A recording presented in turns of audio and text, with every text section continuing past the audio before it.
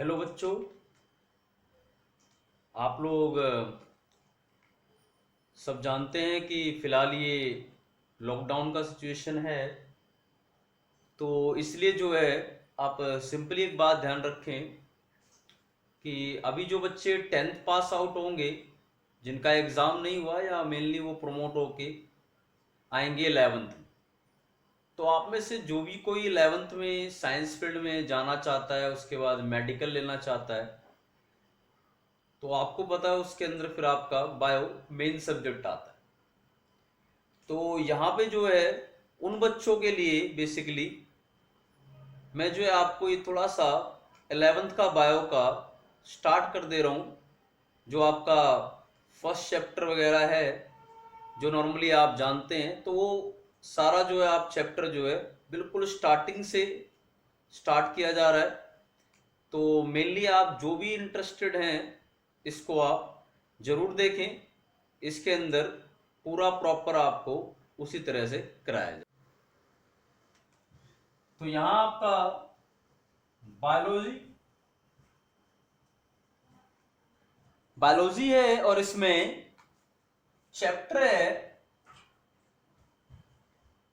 First. ये बात किसकी हो रही है? ये क्लास 11th की बात की जा रही है। उसका फर्स्ट चैप्टर है बायोलॉजी का और ये चैप्टर फर्स्ट है।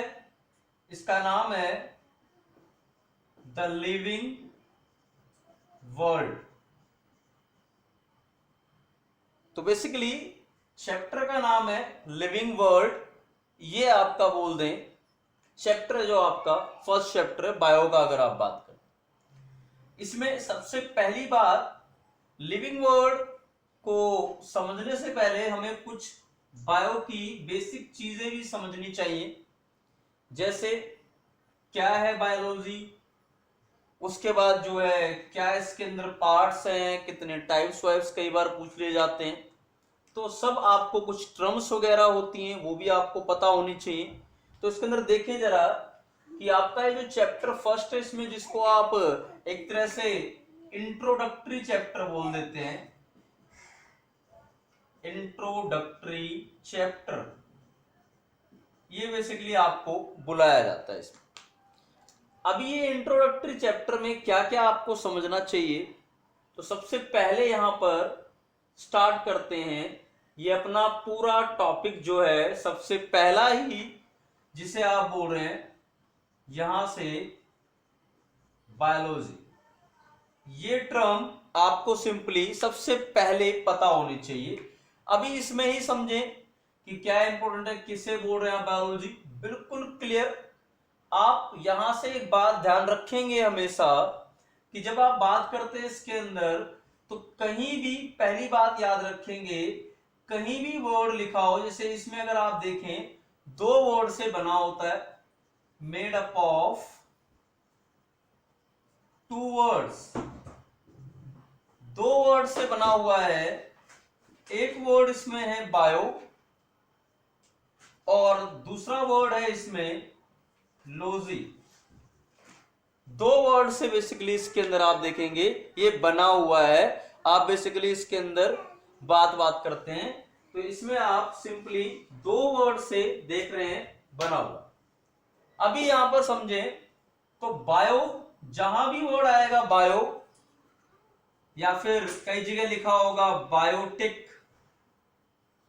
चाहे बायो लिखा हो या बायोटिक लिखा हो, simply it clearly means living. Living के कैरेक्टर हम पढ़ेंगे। फिलहाल आप इतना ध्यान रखें कि लिविंग में नॉर्मली जो सारी डिफरेंट टाइप की रिएक्शंस उसकी बॉडी में होती हैं, रेस्पिरेशन वगैरह, उसे लिविंग बोलते हैं। Has all the chemical reactions occur inside body। आप क्योंकि 10th में पढ़ के आए हैं तो मैं आपको एक बात बता देता हूं कि आप इसके अंदर बिल्कुल याद रखें चीज कि आपने 10th में पढ़ा है, तो आप सिंपली एक बात पता होगा, आपने पढ़ा होगा चैप्टर आपका life processes, clear. Life processes याद होगा बिल्कुल। लाइफ प्रोसेसेस में क्या पढ़ा सारा, डाइजेशन पढ़ा, एक्सक्रीशन पढ़ा, सर्कुलेशन पढ़ा, यही सब पढ़ा आपने लाइफ प्रोसेसेस में। तो नॉर्मली क्या बोल रहा हूं मैं, किसी भी ऑर्गेनिज्म में, किसी भी लिविंग में अगर ये सारी चीजें होती हैं किसी में भी, तो उसे आप लिविंग बोल रहे हैं। और लिविंग में बायो वर्ड या बायोटिक वर्ड बोला जाता है।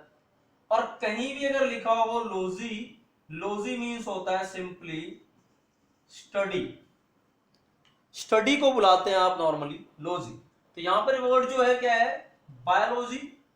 तो it clearly means study of living, क्या है, स्टडी ऑफ लिविंग को आप बुलाते हैं बायोलॉजी के नाम से। पहली बात यहां पर आई थिंक ये बिल्कुल क्लियर हुई होगी कि बायोलॉजी में आप क्या पढ़ते हैं। और जब आप बात करते हैं किसी नॉन लिविंग की, तो नॉन लिविंग में एक बात ध्यान रख लेना, अगर किसी नॉन लिविंग को कहेंगे तो नॉन लिविंग के लिए कई बार टर्म लिखी रहती है एबायोटिक। कहीं एबायोटिक लिखा होगा तो उसका मतलब होगा नॉन लिविंग। सिंपली बिल्कुल क्लियर इसमें कि नॉन लिविंग जब आप बात करेंगे तो क्या है, वो एबायोटिक बुलाया जा रहा है, उसे एबायोटिक बोल दिया जाता है नॉन लिविंग के रिस्पेक्ट में अगर आप चलते हैं। क्लियर बात यहां तक की। तो बायोलॉजी क्या है, बायोलॉजी, उसके बाद लिविंग, थोड़े बहुत फीचर आपको एक आदेश में पता होंगे, बायोलॉजी के रिस्पेक्ट में ये बात बोल दी जाती है। अभी आप इसको बिल्कुल समझें कि आगे देखें इसके अंदर सबसे इंपॉर्टेंट बात कि इसको बायोलॉजी को दो बेसिकली पार्ट्स में डिवाइड करते हैं हम लोग।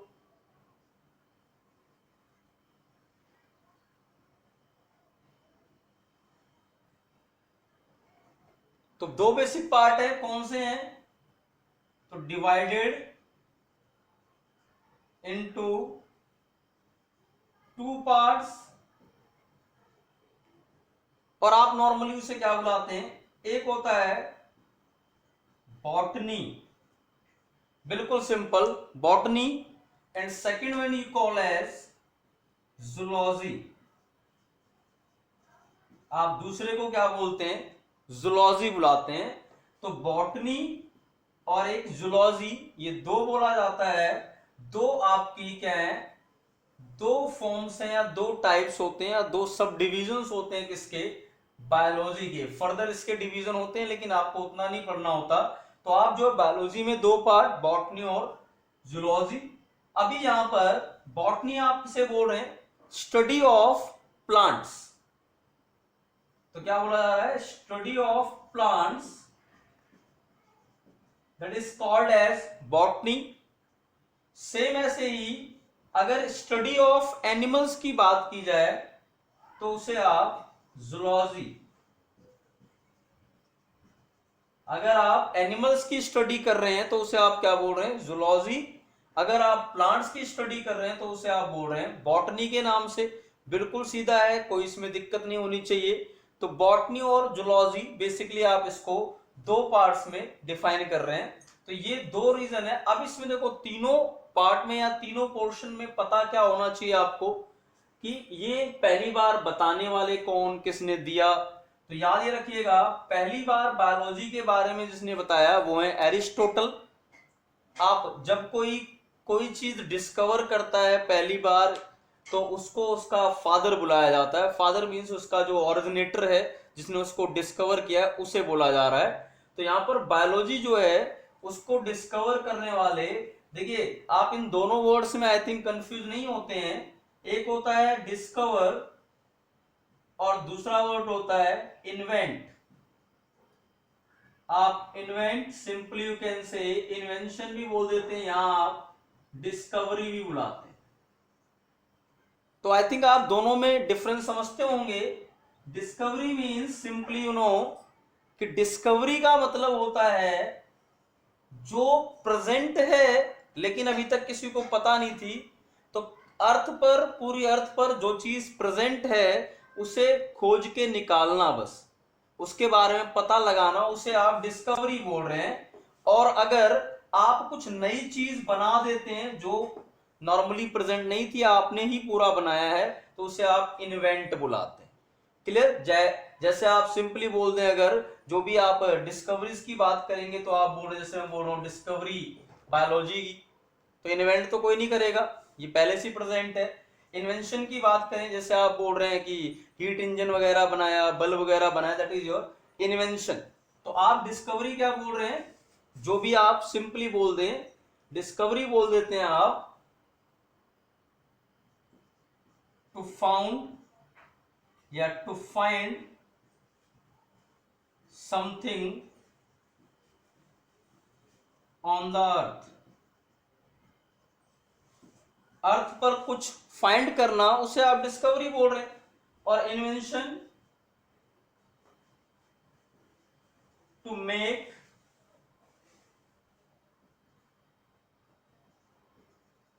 अ न्यू टेक्निक, डिवाइस, कुछ भी बोल सकते हैं आप, एक्सेट्रा, वो हुआ इन्वेंशन। तो यहां मैं क्या बात कर रहा हूं कि अगर आप बात करेंगे बायोलॉजी में, तो बायोलॉजी को डिस्कवर किसने किया, उसके नाम की इंपॉर्टेंस ज्यादा है। तो बायोलॉजी के डिस्कवर्ड बाय एरिस्टोटल। किसने डिस्कवर किया है? एरिस्टोटल ने। साइंटिस्ट का नाम है एरिस्टोटल। ये साइंटिस्ट हैं जिन्होंने क्या किया है, बायोलॉजी को पहली बार डिस्कवर किया था, बताया था इसके बारे में, वो एरिस्टोटल थे। और यहां पे बिल्कुल मैं एक बात और क्लियर कर दूं कि जो जूलॉजी के फादर हैं वो भी एरिस्टोटल है, मींस जूलॉजी को भी इन्होंने बताया था। क्या है? फादर ऑफ जूलॉजी भी कौन है? एरिस्टोटल।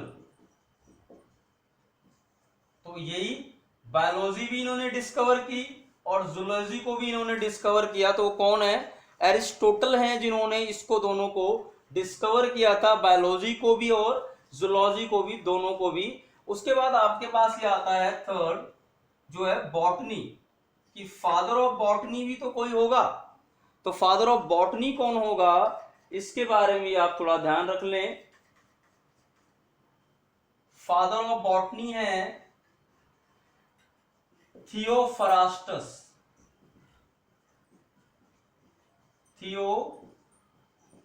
थियोफ्रास्टस, क्लियरली थियोफ्रास्टस नाम बुलाया जाता है फादर ऑफ बॉटनी को।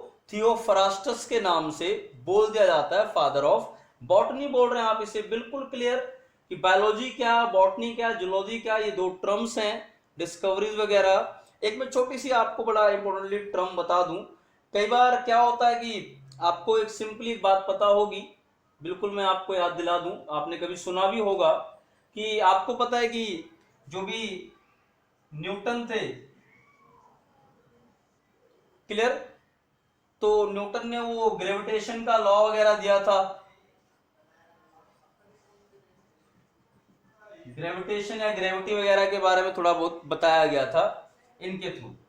तो आपको एक चीज पता होगी इनके बारे में कि एक कोई ट्री था, उस ट्री के नीचे न्यूटन गए और वहां से कुछ एप्पल वगैरह नीचे गिरा, तो उन्होंने ग्रेविटी को डिस्कवर कर दिया उस बेस पर।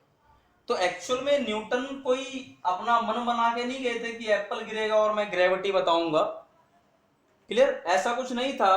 तो न्यूटन से ये डिस्कवरी हुई बाय चांस, ऐसा कोई सोच समझ के प्लानिंग नहीं थी, ये डिस्कवरी थी बाय चांस।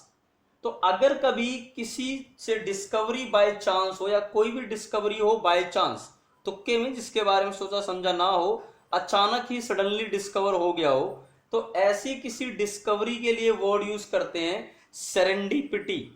नाम ध्यान रखिएगा, क्या बोल रहा हूं मैं कि अगर डिस्कवरी हो जाए बाय चांस, तुक्के में, बिना आपको पता नहीं लेकिन आपसे गलती से कुछ डिस्कवर हो गया, तो ये डिस्कवरी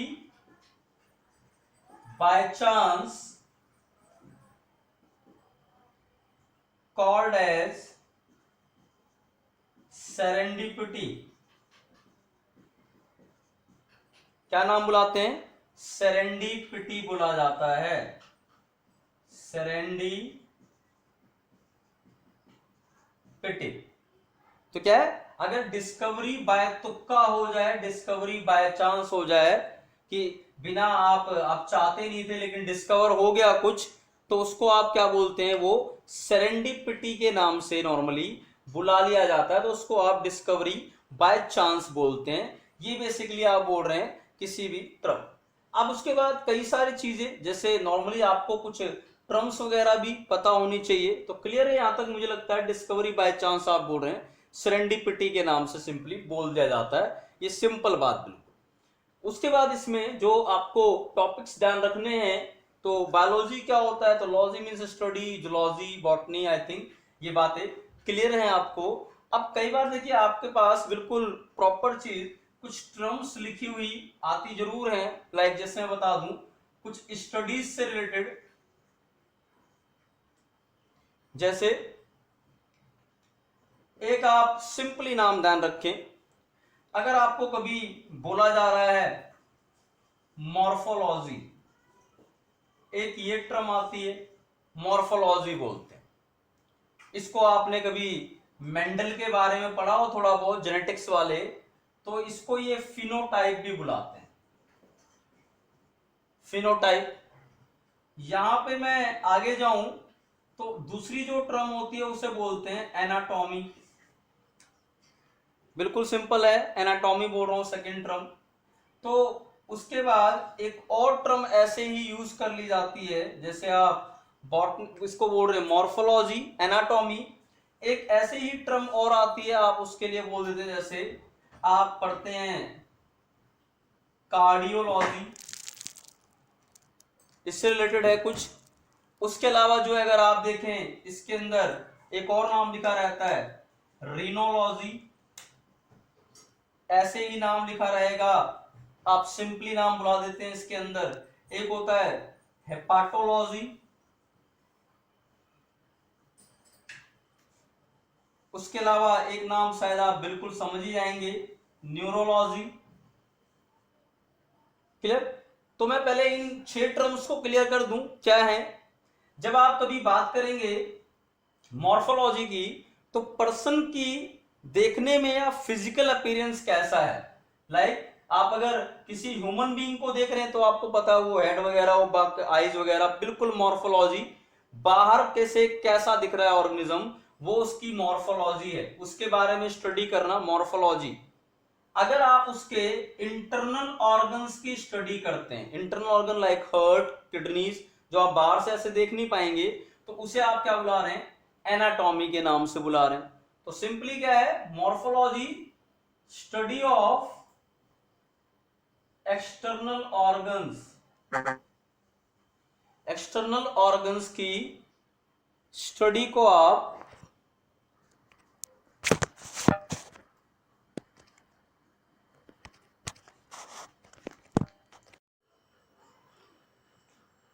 तो हम लोग जो है बात किसकी कर रहे हैं?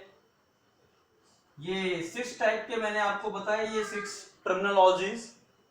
तो इसमें आप इंपॉर्टेंटली अब क्या ध्यान रखेंगे, किसके अंदर टर्मिनोलॉजी कौन सी?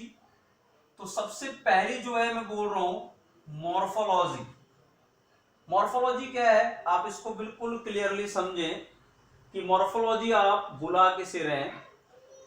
आप देखिए ऑर्गेनिज्म में 2 तरह के फीचर होते हैं मेनली, एक तो उसके एक्सटर्नल, बाहर से दिखता कैसा है वो, और सेकंड फीचर उसका internal, internal organs like heart वगैरह, किडनीज वगैरह, वो इंटरनल है। और एक्सटर्नल ऑर्गन्स की अगर मैं बात करूं तो आपको एक्सटर्नल ऑर्गन कौन से मिलेंगे? जो बाहर से दिख रहे हैं नॉर्मली आपके, जैसे mouth, eyes, year, this is morphology. तो अगर एक्सटर्नल ऑर्गन्स की स्टडी होगी तो वो मॉर्फोलॉजी क्या है? Study of external organs.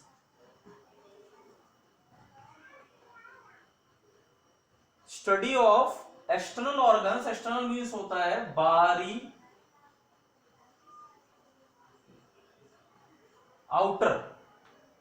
तो ये फीचर आपको मिलते हैं, क्या मॉर्फोलॉजी बुलाते हैं आप इसे। और वहीं जब मैं बात कर रहा हूं, अगर आप इंटरनल ऑर्गन्स की स्टडी करेंगे तो उसे आप बोल रहे हैं, सिंपली नाम बुला रहे हैं एनाटॉमी। अगर आप इंटरनल ऑर्गन्स की स्टडी करेंगे, स्टडी ऑफ इंटरनल ऑर्गन्स,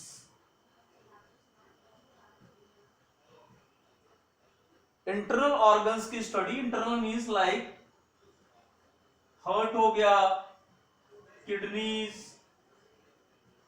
तो ये आप बोल रहे हैं इंटरनल ऑर्गन्स की स्टडी। तो इसको आप क्या बोल रहे हैं, सिंपली आप बोल रहे हैं एनाटॉमी। क्लियर बात यहां तक की, आगे समझें क्या है। फिर है कार्डियोलॉजी।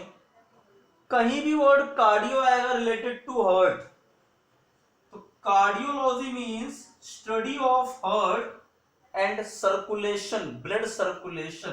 तो ये क्या है, study of heart and blood circulation. तो ब्लड सर्कुलेशन और हार्ट की स्टडी को आप कार्डियोलॉजी, और कहीं भी वर्ड, जैसे मैंने आपको बोला, कहीं भी वर्ड आएगा कार्डियक, कार्डियक वर्ड आएगा तो related to heart.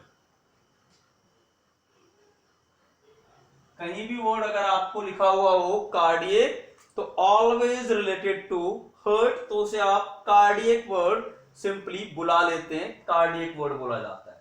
That is cardiology, study of heart and blood circulation. तो कार्डियोलॉजी है, आई थिंक ये चीज बिल्कुल क्लियर इन तीनों में अभी तक की जो बात मैं बोल रहा हूं। उसके बाद फिर आगे आप चले, इसके अंदर अगला वर्ड लिखा हुआ है, मैं बोल रहा हूं रीनोलॉजी। कहीं भी वर्ड आएगा रीनो या फिर रीनल, रीनो या रीनल का मतलब होता है related to kidney, related to kidney and, simply आप बोल दें किडनी। और उसके अलावा जो है आप इसके अंदर बात करें अगर, तो आपको मिलेगा फिल्ट्रेशन से रिलेटेड है, उसके बाद आपका जो है यूरिन फिल्ट्रेशन से रिलेटेड है, उससे आप किडनीज की बात कर रहे हैं। नेफ्रॉन से रिलेटेड है, आपने पढ़ा होगा नेफ्रॉन फिल्ट्रेशन वगैरह के लिए यूज किया जाता है, तो किडनी में होता है फिल्ट्रेशन के लिए, तो वो आप बोल रहे हैं रीनोलॉजी।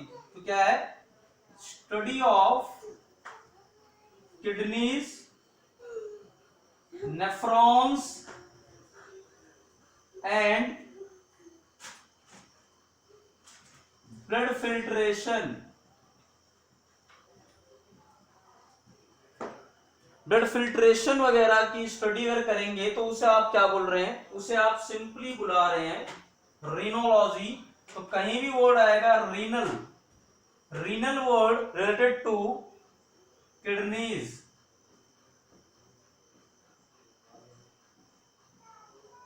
कहीं भी रीनल वर्ड आएगा तो किडनीज से रिलेटेड है, बिल्कुल क्लियर। फिर उसके बाद देखो इससे अगला टॉपिक है हिपाटोलॉजी।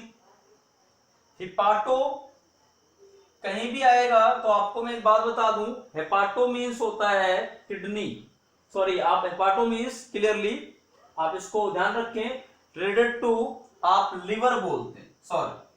तो कहीं भी आएगा हेपाटो वर्ड या हेपाटिक, आपने पढ़ा होगा हेपेटाइटिस रिलेटेड टू लिवर, तो ऐसे ही हेपाटो means related to liver.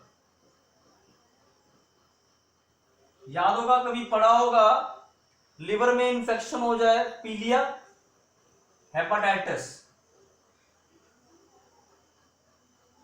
Infection in this like hepatitis, simply आप जिसे पीलिया बुलाते हैं, वो इंफेक्शन आपको इसमें देखने को मिलेगा। हेपेटाइटिस बोल रहे हैं आप इसके अंदर क्लियरली, तो हेपेटाइटिस आ रहा है, तो आप क्या बोल रहे हैं, हेपाटिक मींस हमेशा रिलेटेड टू लिवर, तो study of liver is called as hepatology. तो क्या है, study of liver and its function, इसके फंक्शन की या इसकी स्टडी करना, हिपाटोलॉजी बोल रहे हैं आप, बिल्कुल क्लियर है, हेपाटिक वर्ड बोल देते हैं हिपाटोलॉजी। आप अगर किसकी बात कर रहे हैं, रिलेटेड टू लिवर की बात करें तो रीनल किडनी से है, कार्डियोइड से है, हेपाटो वर्ड किससे है, आप सिंपली बोल रहे हैं लिवर से है। सेम ऐसे ही लास्ट में ये neurology, neurology related to neurons या ब्रेन बोल दें आप सिंपली, तो ये आप बोल रहे हैं study of neurons and there functioning.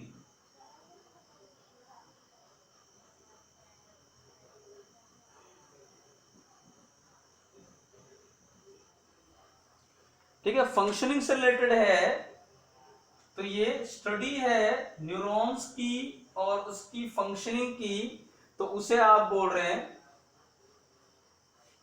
क्या, न्यूरोलॉजी। किससे रिलेट हो गया, कहीं भी न्यूरो वर्ड आएगा रिलेटेड टू न्यूरॉन या ब्रेन, तो न्यूरल या फिर neuro related to neurons and brain, neurons और ब्रेन से रिलेटेड होगा तो न्यूरल वर्ड है। तो ये कुछ टर्म्स हैं, ये पूरी कुछ कंडीशंस हैं, कुछ स्टडीज हैं जिसको हम लोग पढ़ रहे हैं मेनली बायोलॉजी में। तो ये इतना पोर्शन आप एक बार इसको ध्यान से पढ़ें, ये आपका प्रॉपर इंट्रोडक्टरी पार्ट है। अभी और टाइप की स्टडीज के बारे में पढ़ेंगे, ये तो सिर्फ मैंने 6 टाइप की आपको बताई हैं, अभी डिफरेंट डिफरेंट टाइप्स आएंगे, और भी चीजें आएंगी इस चैप्टर में फर्दर अगर आप आगे देखेंगे तो होपफुली ये पूरा आपको समझ में आया होगा। और प्लीज 11th में आप आ चुके हैं, अगर आप स्टार्ट करेंगे अभी से तो आपको बेनिफिट है, अदरवाइज आपका सिलेबस बहुत वास्ट है और आप जो है उसको इजिली कवर नहीं कर पाएंगे अगर आप अभी से पढ़ाई नहीं करेंगे तो। Clear? Thank you all of.